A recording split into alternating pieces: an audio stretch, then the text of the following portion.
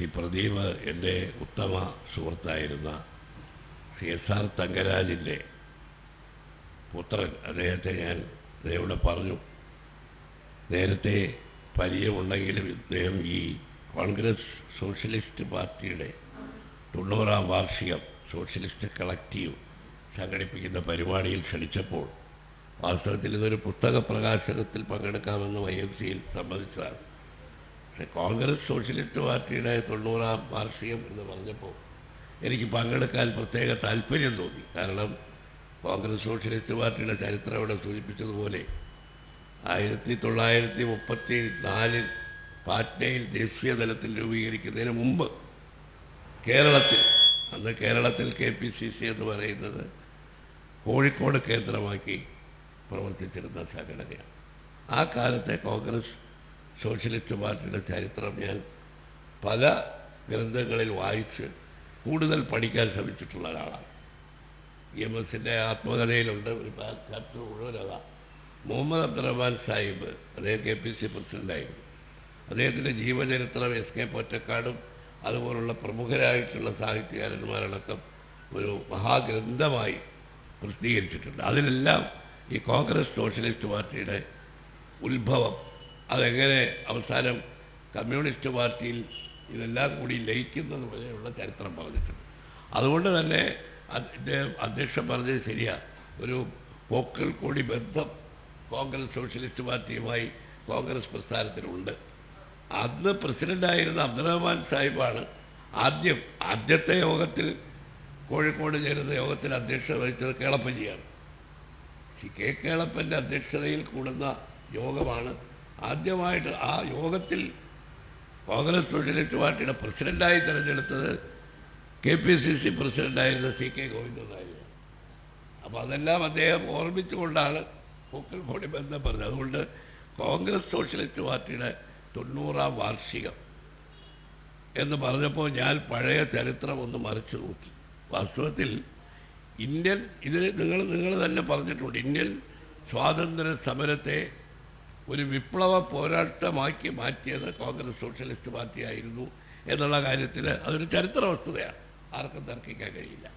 പക്ഷെ കേരളത്തിൽ ഉണ്ടായത് യഥാർത്ഥത്തിൽ അത് സംഭവിച്ചതിൻ്റെ ചരിത്രം നിങ്ങൾക്കറിയാമെങ്കിലും ഞാനൊന്ന് ഓർമ്മിക്കുകയാണ്. അതായത് കേരളത്തിൽ കോൺഗ്രസ്സിനകത്ത് സ്വാതന്ത്ര്യ സമര സേനാനികളായി വളരെ തീവ്രവാദികളായിട്ടുള്ള ആളുകളുണ്ടായി.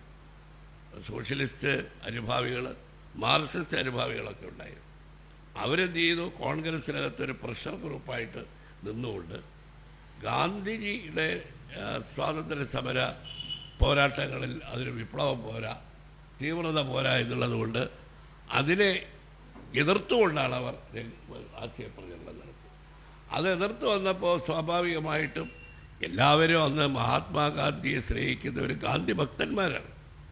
ആ മാർഗത്തിൽ നിന്ന് വിപ്ലവത്തിൻ്റെ മാർഗം ഗാന്ധിജി അദ്ദേഹത്തിൻ്റെ സമരത്തിൽ തന്നെ ഒട്ടും അംഗീകരിച്ചിട്ടില്ല. അങ്ങനെ ഒരു ഘട്ടം വന്നപ്പോഴാണ് ആദ്യം കേളപ്പൻ മാറി. രണ്ടാമത് ഇത് മുഴുവൻ കോൺഗ്രസ് പാർട്ടിയെ ഈ കോൺഗ്രസ് സോഷ്യലിസ്റ്റ് പാർട്ടി വിഴുകാൻ പോകുന്നു എന്ന് കണ്ടപ്പോൾ CK ഗോവിന്ദനായരും രാജിവെച്ചു.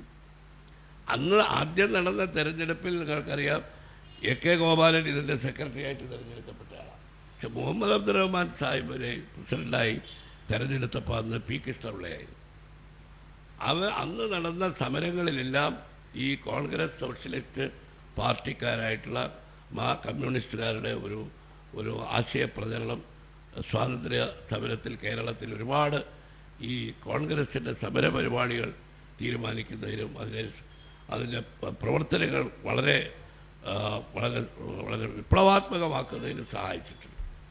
പക്ഷേ ഇത് ഒരു ഘട്ടം കഴിഞ്ഞപ്പോൾ ഇത് കോൺഗ്രസിനെ മൊത്തം ഈ കോൺഗ്രസ് സോഷ്യലിസ്റ്റ് പാർട്ടി വിഴുകും എന്ന ഭയം വന്നപ്പോഴാണ് അവസാനം ഇവർ ദേശീയ തലത്തിൽ ഉണ്ടാക്കി, ഇപ്പോൾ ആചാര്യ നരേന്ദ്രനാഥ്, ജയപ്രകാശ് നാരായൺ ഇവരൊക്കെ ഉണ്ടാക്കിയ ഇതിൽ അന്ന് തന്നെ പാറ്റ്നയിൽ നടന്ന യോഗത്തിൽ വെച്ച് EMS നമ്പൂതിരിപ്പാടാണ് ജോയിൻറ്റ് സെക്രട്ടറിയായി തിരഞ്ഞെടുക്കപ്പെടുന്നത്. അവർ വളരെ വലിയ ശക്തമായ ആശയപ്രചരണവും പോരാട്ടവും കോൺഗ്രസിനകത്ത് നടത്തി. കാരണം നേതാജി സുഭാഷ് ചന്ദ്രബോസ് പരിപൂർണമായി കോൺഗ്രസ് സോഷ്യലിസ്റ്റ് പാർട്ടിയെ പിന്താങ്ങിയാണ്.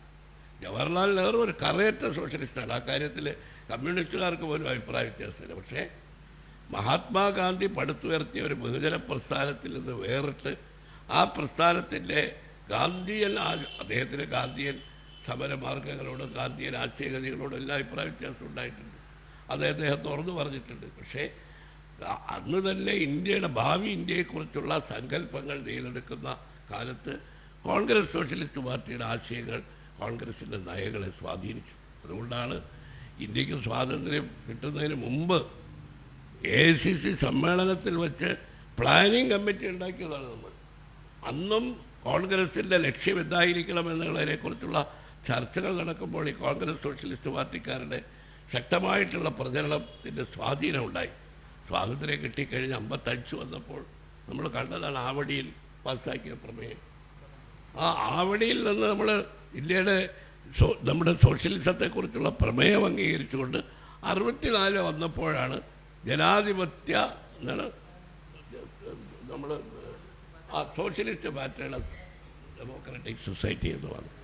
അപ്പോൾ കോൺഗ്രസ് സോഷ്യലിസ്റ്റ് പാർട്ടിക്ക് ദേശീയ തലത്തിൽ വലിയൊരു റോളുണ്ടായിരുന്നു. കേരളത്തിൽ കുറച്ചുകൂടി ശക്തമായ ഒരു റോളും സ്വാധീനവും ഉണ്ടാവുമായിരുന്നു.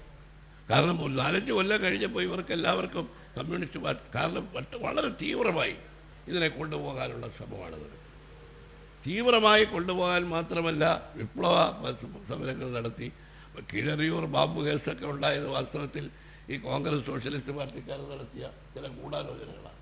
അക്രമത്തെ ഗാന്ധിജി എതിർത്തിരുന്നു. അക്രമത്തെ പൂർണ്ണമായും ഈ പറഞ്ഞ കേളപ്പനും അതുപോലെ തന്നെ പൂവൻ നായരും അബ്ദുറഹ്മാൻ സാഹിബ് ആശയത്തോട് യോജിച്ചു. ആശയമെന്ന് അന്ന് കൊണ്ടുവന്നത് എന്താണ്? കോൺഗ്രസിനെ ഒരു ബഹുജന പ്രസ്ഥാനമാക്കണമെങ്കിൽ കോൺഗ്രസ്സിന് കർഷകരെയും തൊഴിലാളികളെയും സംഘടിപ്പിക്കണം. അവരുടെ പ്രശ്നങ്ങൾ ഉയർത്തിപ്പിടിച്ചുകൊണ്ട് അതിലൂടെ വേണം കോൺഗ്രസ് ഒരു ബഹുജന പ്രസ്ഥാനമാവാൻ. കാരണം കർഷകരുടെയും തൊഴിലാളികളുടെയും പിന്തുണയില്ലാതെ ഒരു രാഷ്ട്രീയ പാർട്ടിക്ക് എങ്ങനെ ഒരു ബഹുജന പ്രസ്ഥാനമായി മാറാൻ കഴിയും?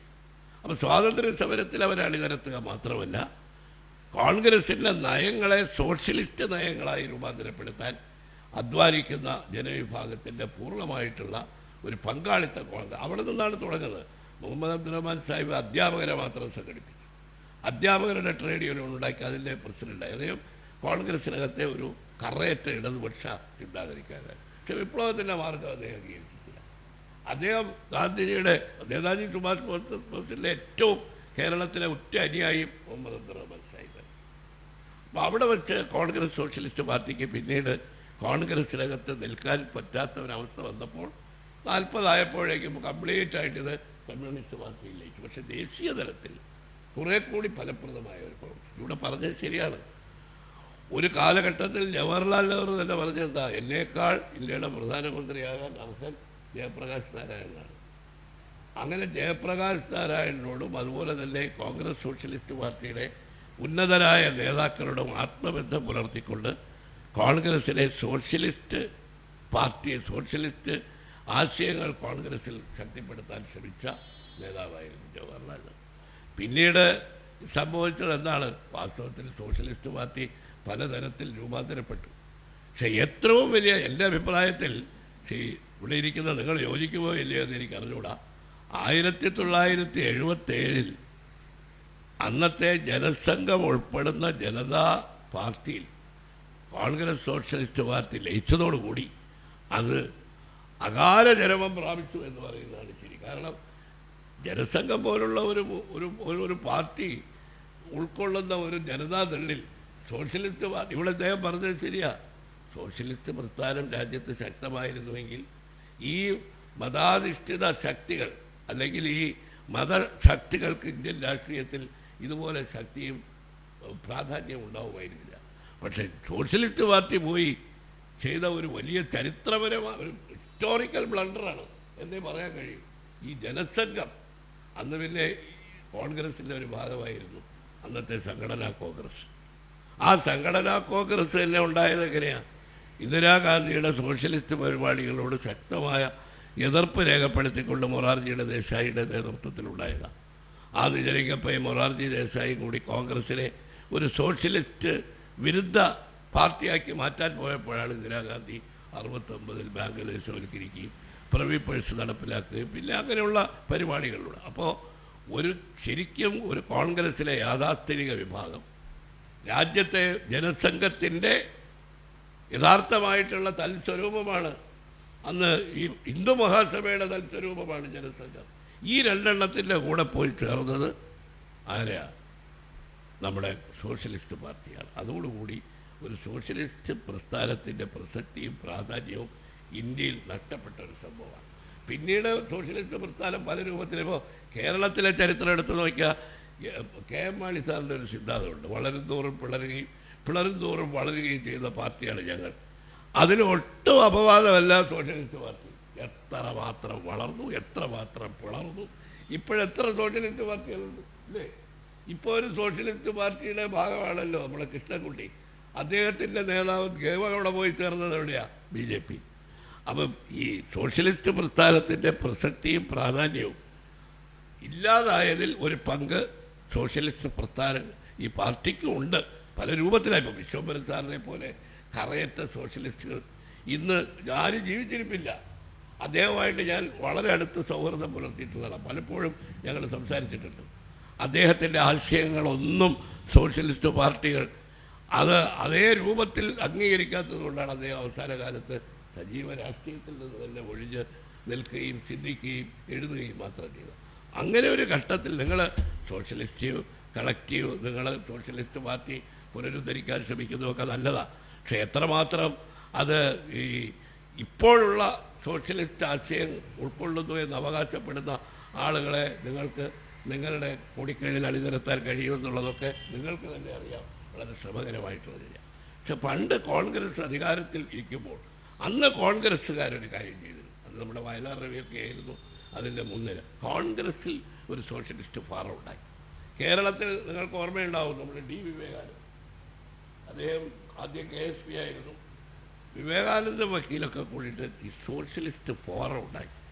ആ സോഷ്യലിസ്റ്റ് ഫോറം AICC സമ്മേളനം നടക്കുമ്പോൾ അന്ന് യങ് ടർക്സ് എന്നൊക്കെ പറഞ്ഞ് പ്രസിദ്ധരായിട്ടുള്ള ചന്ദ്രശേഖർ, അതുപോലെ തന്നെ പിന്നെ നിരവധി വളരെ പ്രശസ്തരായിട്ടുള്ള സോഷ്യലിസ്റ്റ് ചിന്താഗതിക്കാരാണ്. അവരെല്ലാം കൂടി AICC സമ്മേളനത്തിന് 2 ദിവസം മുമ്പ് കൂടും. ഞങ്ങളൊക്കെ പോയിട്ടുണ്ട്. ആ സോഷ്യലിസ്റ്റ് ഫോറം ചില വിപ്ലവകരമായ പ്രമേയങ്ങൾ പാസ്സാക്കി AICCയുടെ മുമ്പിലേക്ക് കൊണ്ടുവരുവാനായി. അങ്ങനെ സോഷ്യലിസ്റ്റ് ഫോറം പ്രവർത്തിച്ച് കോൺഗ്രസിനെ കൂടുതൽ സോഷ്യലിസ്റ്റ് ആശയങ്ങളിലേക്ക് അടുപ്പിക്കാൻ ശ്രമിച്ചു. അതും പിന്നീട് ഇന്ദിരാഗാന്ധിയുടെ പൂർണ്ണമായ പ്രോത്സാഹനത്തോടു കൂടിയാണ് അത് നടന്നിരുന്നത് എന്ന് ഞങ്ങൾക്കൊക്കെ അറിയാം. ഇന്ദിരാഗാന്ധി പൂർണ്ണമായ പ്രോത്സാഹനം കൊടുത്തിരുന്നു. AICCയിലൊക്കെ വരുമ്പോൾ ഇന്ദിരാഗാന്ധി നിങ്ങളെന്തിനാ സമാന്തരമായി കൂടിയതെന്നൊക്കെ വെറുതെ ചോദിക്കുമായിരുന്നുവെങ്കിലും ഈ സോഷ്യലിസ്റ്റ് ഫോറത്തിൽ ഉയർന്നു വന്ന ആശയങ്ങളാണ് പലതും.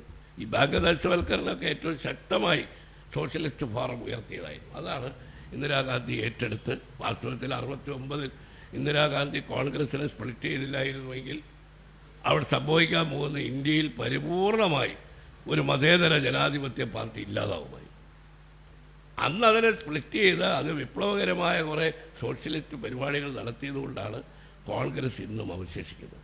പിന്നെ BJPയെ പോലുള്ള ഒരു പാർട്ടി അധികാരത്തിൽ വന്നതിന് കോൺഗ്രസ്സിനും ഉണ്ടല്ലോ ഉത്തരവാദിത്വം, ഇല്ലെന്നാരും ഞാൻ പറയില്ല. പക്ഷേ നമുക്കെല്ലാവർക്കും ഉണ്ട് ഉത്തരവാദിത്വം. ഈ സോഷ്യലിസ്റ്റ് ആശയങ്ങളിൽ നിന്ന് മാറി ഉദാരവൽക്കരണവും അതുപോലെ തന്നെ നമ്മുടെ മൻമോഹൻ സിംഗിൻ്റെ കാലത്ത് വന്നിട്ടുള്ള ഈ ഉദാരവൽക്കരണം പോലുള്ള കാര്യങ്ങൾ, ആഗോളവൽക്കരണം നടന്നു. അപ്പോൾ അന്ന് വാസ്തവത്തിൽ അതിനെതിരായിട്ടൊക്കെ വലിയ ശക്തിയായിട്ടുള്ള എതിർപ്പുകൾ വന്നപ്പോൾ അമർത്യ സെൻ പറഞ്ഞൊരു വാക്കാണ്. അദ്ദേഹം പറഞ്ഞു, നിങ്ങൾ അദൃശ്യനായ ഒരു ശത്രുവിനോട് നിങ്ങൾക്ക് ഏറ്റുമുട്ടി അതിനെ പരാജയപ്പെടുത്താൻ കഴിയില്ല. അതുകൊണ്ട് ആ ശത്രുവിൽ നിന്ന് കൂടുതൽ മാരകമായ പരിക്കുകൾ ഉണ്ടാവാതെ എങ്ങനെ ആഗോളതലത്തിൽ ആഞ്ഞടിക്കുന്ന ഒരു ആശയമാണ് ആഗോളവൽക്കരണം, ഉദാരവൽക്കരണം. അപ്പോൾ അതിൽ നിന്ന് ലോകം മുഴുവൻ മാറിക്കൊണ്ടിരിക്കുമ്പോൾ ഇന്ത്യ ഒരു തുരുത്തായിട്ട് എങ്ങനെ നിൽക്കാൻ പറ്റും? അപ്പോൾ അവിടെ അദ്ദേഹം പറഞ്ഞതാണ് സോഷ്യലിസ്റ്റ് ആശയങ്ങൾ ഇന്ത്യ പോലുള്ള ഒരു രാജ്യത്ത്. ജവഹർലാൽ നെഹ്റു ഒരുപാട് മാതൃകകൾ നമ്മുടെ മുമ്പിൽ കാണിച്ചിട്ടുണ്ട്. സ്വകാര്യ മേഖല, പൊതുമേഖല. അപ്പോൾ അദ്ദേഹം എന്താ പറഞ്ഞത്? സമ്മിശ്ര സമ്പദ്ഘടന. അതായിരുന്നു ജനാധിപത്യ സോഷ്യലിസത്തിൻ്റെ ആത്മാവായി ജവഹർലാൽ നെഹ്റു ഉയർത്തിക്കാണിച്ചത്. സ്വകാര്യ മേഖലയിൽ വൻകിട വ്യവസായങ്ങൾ, അതുകൊണ്ട് പൊതുമേഖലയിൽ വിജയിപ്പിക്കാൻ കഴിയാത്ത വ്യവസായങ്ങൾ. അങ്ങനെയാണല്ലോ ടാറ്റയ്ക്കും ബിർളയ്ക്കും എല്ലാം ചില വ്യവസായങ്ങൾക്ക് കുത്തക കൊടുത്തുകൊണ്ട്. എന്നാൽ വളരെ പ്രധാനപ്പെട്ട തന്ത്രപ്രധാനമായ വ്യവസായ സ്ഥാപനങ്ങൾ പൊതുമേഖലയിൽ കൊണ്ടുവന്നു. പൊതുമേഖല രാജ്യത്തിൻ്റേതാണ്, അത് തൊഴിലാളികളുടേതാണ്. സ്വകാര്യ മേഖല ടാറ്റയുടെയും ബിർളയുടെയുമാണ്. അവരുടെ എല്ലാം വളർച്ചയിൽ ഒരുപാട് നിയന്ത്രണം ജവഹർലാൽ നെഹ്റുവിൻ്റെ കാലത്ത് ഏർപ്പെടുത്തി. പക്ഷേ കമ്മ്യൂണിസ്റ്റ് പാർട്ടികൾ വലിയ ന്യായമൊക്കെ പറഞ്ഞു, അതിനെയൊക്കെ എതിർത്തു. കോൺഗ്രസ് ബൂർഷ്വാ പാർട്ടിയാണെന്ന് പറഞ്ഞു. കമ്മ്യൂണിസ്റ്റ് പാർട്ടിക്ക് അധികാരം കിട്ടിയ 2 സ്ഥലങ്ങളാണല്ലോ കേരളവും ബംഗാളും. ഈ 2 സ്ഥലത്തും ജ്യോതിബാസ് വന്നപ്പോൾ എന്താ ചെയ്തത്? ഈ സിംഗൂറും ഈ എന്താണ് നന്ദിഗ്രാമൊക്കെ ഉണ്ടായതാണ്. എപ്പോഴാണ്? ആർക്ക് വേണ്ടിയാണ്? ടാറ്റയ്ക്ക് വേണ്ടിയാണ്. കമ്മ്യൂണിസ്റ്റ് പാർട്ടികൾ സോഷ്യലിസവും വിപ്ലവവും പറയുകയല്ലാതെ അധികാരത്തിൽ വരുമ്പോൾ അത് നടപ്പിലാക്കുന്നതിൽ ആത്മാർത്ഥത അവർ കാണിച്ചിട്ടില്ല എന്നുള്ളതിന് തെളിവാണ് 30 കൊല്ലക്കാലം ഭരിച്ച ബംഗാളിൽ ഇന്ന് ഒരു സീറ്റ് പോലും കിട്ടാത്ത അവസ്ഥയിലേക്ക് അവർ തകർന്നു. അതുപോലെ കേരളത്തിൽ ഇപ്പോൾ എന്താ നടക്കുന്നത്? ഞാനിപ്പോൾ പ്രതിപക്ഷത്തിൻ്റെ ഭാഗത്ത് നിൽക്കുന്ന ആളായതുകൊണ്ട് പറയില്ല. പിണറായി വിജയൻ്റെ ഭരണം കമ്മ്യൂണിസ്റ്റ് ഭരണമാണ്. ഇവിടെ എല്ലാ സ്വകാര്യ കുത്തക മുതലാളിമാർക്കും അവർക്ക് എല്ലാ പ്രോത്സാഹനവും നൽകുന്ന വ്യവസായ നയമാണ്. എല്ലാ കാര്യത്തിലും അഴിമതി നടത്താൻ വേണ്ടി എല്ലാ കുത്തകകൾക്കും കീറെഴുതി കൊടുക്കുക. മോഡി അവിടെ കൊടുക്കുന്നത് പോലെ തന്നെയാണ് ഇവിടെ പൊതുമേഖലാ സ്ഥാപനങ്ങൾ എടുത്തു നോക്കൂ. നമ്മുടെ ഏറ്റവും പ്രധാനപ്പെട്ട പൊതുമേഖലാ സ്ഥാപനങ്ങളല്ലേ KSRTC, KSEB, വാട്ടർ അതോറിറ്റി. അവിടത്തേക്ക് തൊഴിലാളികളുടെ സ്ഥിതികൾക്ക് അറിയാമോ? അവിടെ മാർക്സിസ്റ്റുകാരായ തൊഴിലാളികൾ എന്നെ കണ്ടപ്പോൾ പറഞ്ഞിട്ടുണ്ട്, ഞങ്ങൾക്ക് നിവൃത്തിയില്ല പൊതുമേഖലാ വ്യവസായ സ്ഥാപനങ്ങളിലെ തൊഴിലാളികളെ മറ്റ് എല്ലാ തൊഴിലാളികളെക്കാൾ ഈ സർക്കാർ ദ്രോഹിക്കുക. കാരണം അവിടെയൊന്നും ഈ ഗവൺമെൻറ്റിന് ഒരു തൊഴിലാളി വർഗബോധമുള്ള ഗവൺമെൻറ്റായിട്ടല്ല പ്രവർത്തിക്കുന്നത്. അതൊക്കെ വിട്ടു, വർഗസമരമൊക്കെ എന്നേ വിട്ടു. അപ്പോൾ അതുകൊണ്ട് കമ്മ്യൂണിസ്റ്റ് പാർട്ടികൾ പോലും സോഷ്യലിസത്തോടും കമ്മ്യൂണിസ്റ്റോടും വിട പറഞ്ഞു.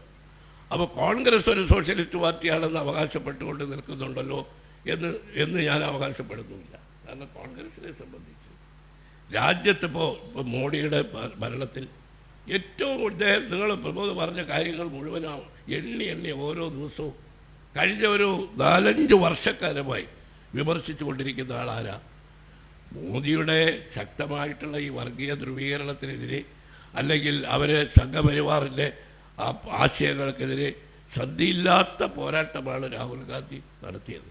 അദ്ദേഹം നടത്തിയ ഭാരത് ജോഡോ യാത്രയിലെല്ലാം അത്. പക്ഷേ അദ്ദേഹം എപ്പോഴും ഊന്നൽ നൽകുന്നൊരു കാര്യം, ഈ പറഞ്ഞ എത്ര 10-120 ശതകോടീശ്വരന്മാർക്ക് വേണ്ടി ഇന്ത്യയുടെ പൊതുസമ്പത്ത് കൊള്ളയടിക്കാൻ തുറന്നിട്ടു. ഇന്ത്യയിൽ 79% അല്ലേ ഈ 10-100 കോടീശ്വരന്മാരുടെ കയ്യിലാണ്. പട്ടിണി പാവങ്ങൾ ഇന്നും പട്ടിണിയിൽ കഴിയുന്നു എന്നുള്ളത് ഈ രാഷ്ട്രീയമായ വാദപ്രതിവാദങ്ങൾക്കിടയിൽ ആ പ്രശ്നം ഉയർത്തിപ്പിടിക്കുന്ന അപൂർവം രാഷ്ട്രീയ നേതാക്കളിൽ ഒരാളാണ് രാഹുൽ ഗാന്ധി. അദ്ദേഹം അംബാനിയെയും അദാനിയെയും മോഡിയെയും വിമർശിക്കാത്ത ഒരു ദിവസമെങ്കിലും ഉണ്ടായിട്ടുണ്ടോ? അതിൻ്റെ പേരിൽ ഒരുപാട് ദുരിതങ്ങൾ അദ്ദേഹത്തിൻ്റെ കുടുംബത്തിനുമൊക്കെ ഉണ്ട്. പക്ഷേ മോഡി ഇപ്പോഴും അവസാനമാണ് മോഡി പറഞ്ഞത്, അംബാനിയും അദാനിയും നിങ്ങൾക്ക് പണം തന്നില്ലേ. എന്തൊരു വിചിത്രം! ഈ രാജ്യം ഭരിക്കുന്നത് പാവപ്പെട്ടവർക്ക് വേണ്ടിയല്ല, വർഗീയത ആളി കത്തിച്ചു കഴിയുമ്പോൾ റേഷൻ 80 കോടി ജനങ്ങൾക്ക് റേഷൻ കൊടുക്കുമെന്ന് പറഞ്ഞു. ജനങ്ങൾ പട്ടിണി മറക്കുന്നു, തൊഴിലില്ലായ്മ മറക്കുന്നു, ദാരിദ്ര്യം മറക്കുന്നു. അവരുടെ മുമ്പിൽ പറയുന്നത് എന്താ? ഇവിടെ ഇപ്പോൾ ഇന്ത്യ സഖ്യം അധികാരത്തിൽ വന്നാൽ ബുൾഡോസർ വെച്ച് ഈ രാമക്ഷേത്രം തകർക്കും. ഞാൻ നമ്മളത് മറുപടി പറയാൻ ആഗ്രഹിച്ചു, പക്ഷേ ഈ ഒരു വർഗീയ ഛായയുള്ള മറുപടി പറയാൻ പാടില്ല എന്നുള്ളതുകൊണ്ട് മിണ്ടിയില്ല. എന്താണ്? അവിടെ ബാബരി മസ്ജിദിൻ്റെ അവശിഷ്ടങ്ങൾ ഉണ്ടായിരുന്നു.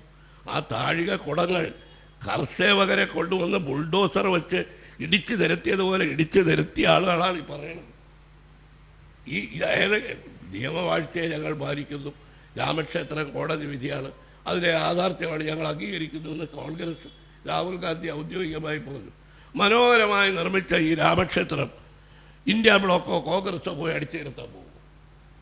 അതൊരിക്കലും ഇല്ലല്ലോ. പക്ഷേ ആളുകളെ രക്തം തിളപ്പിക്കാൻ വിഷയുക്തമായ പ്രചരണം നടത്തുകയാണ്. അപ്പോൾ അങ്ങനെയുള്ള പ്രചരണത്തിനിടയ്ക്ക് ദാരിദ്ര്യത്തെക്കുറിച്ച്, തൊഴിലില്ലായ്മയെക്കുറിച്ച് ഒരു ചർച്ച, ഒരു രാജ്യത്തെ ഒരു 10 കൊല്ലത്തെ ഭരണത്തിൻ്റെ ഒരു മാറ്റുരച്ച് നോക്കുന്ന ഒരു തെരഞ്ഞെടുപ്പ് നടക്കുമ്പോൾ ഈ സോഷ്യലിസ്റ്റ് ആശയങ്ങൾ നടപ്പിലാക്കാതിരുന്നതിന് ചോദ്യം ചെയ്യുന്ന എത്ര പാർട്ടികളും എത്ര നേതാക്കളും ഈ തെരഞ്ഞെടുപ്പിൽ അത് പൊതു ചർച്ചയ്ക്ക് വയ്ക്കുന്നു. അതിൻ്റെ അർത്ഥം എല്ലാവരുടെയും ശ്രദ്ധ മോഡിയുടെ അധികാരപ്രമത്തതയും വർഗീയതയും എതിർക്കണം. പക്ഷേ വാസ്തവത്തിൽ ഇന്ത്യ ബ്ലോക്ക് ഉണ്ടായത് തന്നെ വലിയൊരു സാഹസമാണ്. അത് ഉണ്ടാവാതിരിക്കാൻ എല്ലാ ശ്രമവും മോഡി നടത്തി. നിതീഷ് കുമാർ പഴയ സോഷ്യലിസ്റ്റ് അല്ലേ, അദ്ദേഹത്തെയൊക്കെ അടർത്തിയെടുത്ത് കൊണ്ടുപോയില്ലേ, അദ്ദേഹത്തിൻ്റെയൊക്കെ അവസരവാദ സമീപനം നമ്മൾ കണ്ടതല്ലേ. എന്നിട്ടും 10-28 കക്ഷികൾ ഒരുമിച്ച് നിൽക്കുന്നു. അധികാരത്തിന് വേണ്ടിയാണെങ്കിൽ ഈ മുഴുവൻ കക്ഷികളെയും ഒരുമിച്ച് നിർത്താൻ കോൺഗ്രസ് വിട്ടുവീഴ്ചയ്ക്ക് തയ്യാറായത് എന്തുകൊണ്ടാണ്? രാജ്യം നേരിടുന്ന അപകടത്തിൽ നിന്ന് രാജ്യത്തെ രക്ഷിക്കാനാണ്.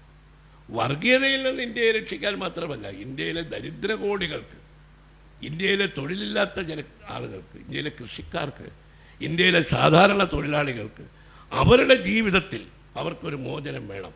അതിനാണ് സമാന മനസ്കരായ പാർട്ടികളെല്ലാം കൂടി വന്നത്. അതിനെ എല്ലാ തരത്തിലും തകർക്കാമോ അതെല്ലാം നോക്കിയിട്ടുണ്ട്.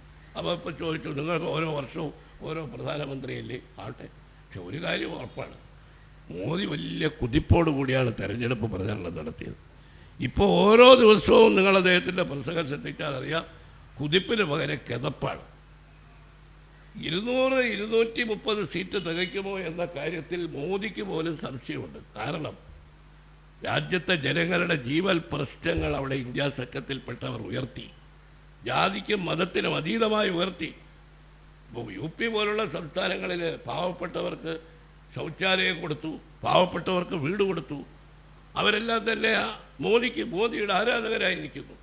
ഇങ്ങനെയുള്ള ഇവിടെ പണ്ട് കിറ്റ് കൊടുത്ത് തെരഞ്ഞെടുപ്പിൽ ജയിച്ചതുപോലെ ആളുകളെ സംബന്ധിച്ചിടത്തോളം അതെല്ലാം ഒരു വലിയ ആശ്വാസമാണ്. കോവിഡ് കാലത്ത് ഒരു കിറ്റ് കിട്ടി, അല്ലെങ്കിൽ ആഹാരം കിട്ടി, വസ്ത്രം കിട്ടി എന്നൊക്കെ പറഞ്ഞാൽ ആളുകൾക്കൊരാശ്വാസമായിരുന്നു. അവർ വോട്ട് ചെയ്യാതെ ഇന്നിപ്പോൾ എല്ലാ പാർട്ടിയുടെയും മുദ്രാവാക്യങ്ങൾ നോക്കുക. മോഡിയുടെ ഗ്യാരണ്ടി പഴയതാണ്. കോൺഗ്രസ് കർണാടകയിലും തെലങ്കാനയിലും എങ്ങനെയാണ് ജയിച്ചത്? പാവപ്പെട്ടവരുടെ ആശ്വാസവും ആനുകൂല്യങ്ങളും പ്രഖ്യാപിച്ചു, 100 ദിവസത്തിനത് നടപ്പിലാക്കി.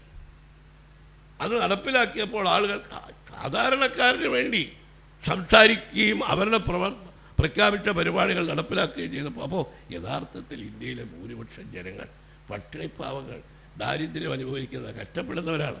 വർഗീയതയുടെ വിഷക്കാറ്റ് അവരെ ശ്വസിക്കുമ്പോൾ അവരെല്ലാം മറക്കുന്നു. അവർ രാമൻ്റെയും അതുപോലെ തന്നെ ഹിന്ദു ദൈവങ്ങളുടെയും പിന്നാലെ, ആരാധനയ്ക്ക് പിന്നാലെ പോകുന്നു. ഭൂരിപക്ഷം ഹിന്ദുക്കളാണ്. ആ ഹിന്ദുക്കളുടെ വോട്ട് കിട്ടാൻ വേണ്ടി ഇന്ത്യയിലെ ഒരു മതേതര രാജ്യത്തിൻ്റെ പ്രധാനമന്ത്രി പറയുക, ഭൂരിപക്ഷം എന്താണ് ഹിന്ദുക്കളുടെയും സ്വത്തെടുത്ത് നുഴഞ്ഞു കയറ്റക്കാരായ ഒരുപാട് മക്കളെ പെരുകിയിട്ടിരിക്കുന്ന മുസ്ലിങ്ങൾക്ക് കൊടുക്കാൻ പോകും. ഒരു പ്രധാനമന്ത്രിയാണ് പറയുന്നത്. എനിക്ക് തോന്നുന്നു RSSൻ്റെ നേതാവ് മോഹൻ ഭഗവത് ഇങ്ങനെ ഇതുവരെ പ്രസംഗിച്ച് കേട്ടിട്ടില്ല. കാരണം RSSനും ഇന്ത്യയിലെ സാമൂഹ്യ യാഥാർത്ഥ്യങ്ങൾ അറിയാവുന്ന ഒരു സംഘടനയാണ്. അവർ സംഘപരിവാറിൻ്റെ ശബ്ദമാണ്, ശക്തിയാണ്, ഒക്കെയാണ്. പക്ഷേ ഇന്ത്യ രാജ്യത്ത് ഇപ്പം നാളെ ഒരു ഭരണം കിട്ടിയാൽ ഇന്ത്യയിലെ ഹിന്ദുക്കളെയും മുസ്ലിങ്ങളെയും ദളിതരെയും ഒക്കെ സഹകരിപ്പിച്ചുകൊണ്ട് മോഡിക്ക് ഇന്ത്യ രാജ്യം ഭരിക്കാൻ കഴിയുമോ? ഭരണത്തിന് വേണ്ടിയാണ് സാധാരണക്കാരുടെ ജീവൽ പ്രശ്നങ്ങൾക്ക് തമസ്കരിച്ചു കൊണ്ടുപോകും. അപ്പോൾ അതുകൊണ്ട് സോഷ്യലിസ്റ്റ് കളക്റ്റീവ് എന്ന ചിന്തയും നിങ്ങളുടെ സംഘടന എത്ര വലുതായാലും ചെറുതായാലും രാഷ്ട്രീയ പ്രവർത്തകരുടെയും അതുപോലെ തന്നെ സാമൂഹ്യ പ്രവർത്തകരുടെയും മനസ്സിൽ ഒരു ചിന്താ വിപ്ലവം ഉണ്ടാക്കാൻ കഴിയുന്ന ചർച്ചകളും ആലോചനകളും നടത്തി അത് പത്രങ്ങളിലൂടെയും അത് മറ്റ് നിങ്ങളുടെ പ്രചരണ പരിപാടികളിലൂടെയും കൊണ്ടുവന്നാൽ ഇപ്പം എല്ലാം വിളിച്ചു, എല്ലാ രാഷ്ട്രീയ പാർട്ടിയിൽപ്പെട്ടവരെയും നിങ്ങൾക്ക് സോഷ്യലിസ്റ്റ് കളക്റ്റീവിൽ ഇതുപോലുള്ള ചർച്ചകൾക്ക് വിളിക്കാം. നിങ്ങളുടെ ആശയങ്ങൾ അവർക്ക് പങ്കുവയ്ക്കാം, അവരുടെ ആശയങ്ങൾ നിങ്ങളുമായി ചർച്ച ചെയ്യാം. അത് ഒരു ശരിക്കും പറഞ്ഞാൽ സോഷ്യലിസ്റ്റ് ആശയങ്ങളെക്കുറിച്ച് സജീവമായി ചർച്ച നടക്കുന്ന, ചിന്ത നടക്കുന്ന ഒരു സീരിയസ് ഗ്രൂപ്പാണ് സോഷ്യലിസ്റ്റ് കളക്റ്റീവ് എന്ന് രാഷ്ട്രീയ പ്രവർത്തകർക്കും മാധ്യമങ്ങൾക്കും ബോധ്യപ്പെടുത്താൻ കഴിഞ്ഞാൽ അത് തന്നെ നിങ്ങളൊരു രാഷ്ട്രീയ പാർട്ടിയെ പോലെ വളരാനോ വലുതാകാനോ ഒക്കെ നിങ്ങൾക്ക് ആഗ്രഹമുണ്ട്, അതിനൊക്കെ ശ്രമിക്കാം. പക്ഷെ ഈ ഒരു കർമ്മം നിർവഹിച്ചാൽ തന്നെ കോൺഗ്രസ് സോഷ്യലിസ്റ്റ് പാർട്ടി നിർവഹിച്ചിരുന്ന സ്വാതന്ത്ര്യ സമര കാലത്ത് ചെയ്തിരുന്ന ആ സേവനത്തിൻ്റെ ഒരു ചെറിയ അംശം സമകാലീന രാഷ്ട്രീയത്തിൽ നിങ്ങൾക്ക് നിർവഹിക്കാനും ഭരിക്കുന്നവരെയും പ്രതിപക്ഷത്തുള്ളവരെയും സോഷ്യലിസ്റ്റ് ആശയങ്ങൾ അവരോട് നിരന്തരം ചർച്ച ചെയ്യാനും ഒരു വേദിയാക്കി ഇതിനെ മാറ്റിയാൽ നന്നായിരിക്കും എന്നുള്ള അഭിപ്രായത്തോടു കൂടി ഇങ്ങനെ സോഷ്യലിസ്റ്റ് കളക്റ്റീവ് സംഘടിപ്പിച്ച ഈ യോഗത്തിൽ പങ്കെടുക്കാനും നിങ്ങളുമായി ആശയവിനിമയം നടത്താനും കഴിഞ്ഞതിനുള്ള സന്തോഷം രേഖപ്പെടുത്തിക്കൊണ്ട് എൻ്റെ വാക്കുകൾ ഞാൻ ചുരുക്കുന്നു. എല്ലാവർക്കും എൻ്റെ അഭിവാദനങ്ങൾ.